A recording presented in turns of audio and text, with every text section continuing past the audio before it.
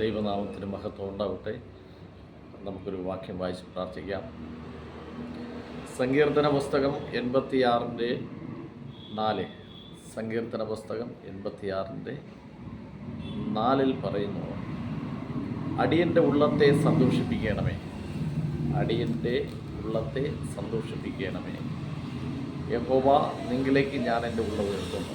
യഹോവേ, നിങ്കിലേക്ക് ഞാൻ എൻ്റെ ഉള്ളം ഉയർത്തുന്നു. ഹല്ലേലൂയ. അടിയൻ്റെ ഉള്ളത്തെ സന്തോഷിപ്പിക്കണം.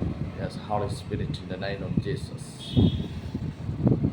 നമ്മുടെ ഹൃദയങ്ങളിൽ സന്തോഷമില്ല എങ്കിൽ മക്കളെ ഓർത്ത്, അവരുടെ ജോലിക്കാരെ ഓർത്ത്, അവരുടെ വിദ്യാഭ്യാസ മേഖലയെ ഓർത്ത്, ഭർത്താവിനെ ഓർത്ത്, ഭാര്യയെ ഓർത്ത്, അച്ഛനമ്മയെ ഓർത്ത്, കടഭാരത്തെ ഓർത്ത്, രോഗത്തെ ഓർത്ത്, അങ്ങനെ ഹൃദയത്തിൽ സന്തോഷമില്ലാത്തവരോട് കർത്താവായ ദൈവം ഇന്ന് നിങ്ങളുടെ ഉള്ളങ്ങളിൽ ഇറങ്ങട്ടെ, നിങ്ങളുടെ വ്യക്തി ജീവിതങ്ങളിൽ ഇറങ്ങട്ടെ. അടിയൻ അനുഗ്രഹിച്ച് പ്രാർത്ഥിക്കുന്നു.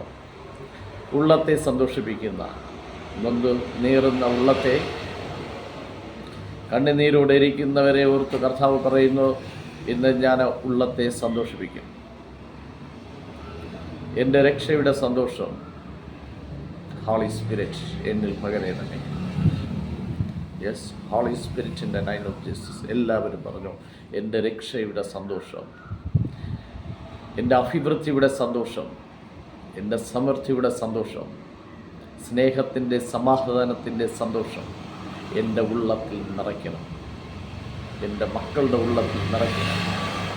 എൻ്റെ ഭാര്യയുടെ ഉള്ളത്തിൽ നിറയ്ക്കണം. എൻ്റെ കുടുംബത്തിൽ, എൻ്റെ ഭവനത്തിൽ ആ സന്തോഷം വെളിപ്പെടണം. ആരെങ്കിലും അതിനു വേണ്ടി പ്രാർത്ഥിക്കുന്നുവെങ്കിൽ യേശുവിൻ നാമത്തിൽ ആ സന്തോഷം വെളിപ്പെടുന്നു.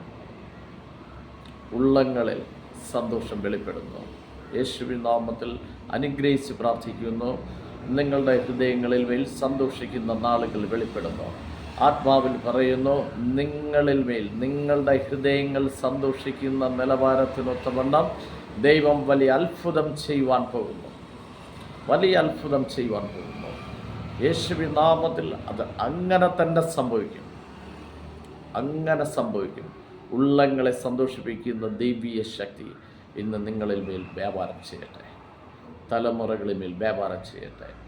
രോഗത്തിന്മേൽ യേശുവിൻ നാമത്തിൽ ഏതെല്ലാം കാര്യങ്ങളെ ഓർത്ത് സങ്കടപ്പെടുന്നോ അത് സന്തോഷിക്കുന്ന നിലവാരത്തിനൊത്തവണ്ണം സ്വർഗം സഹായിക്കും. യേശുവിൻ നാമത്തിൽ തന്നെ ആമേൻ.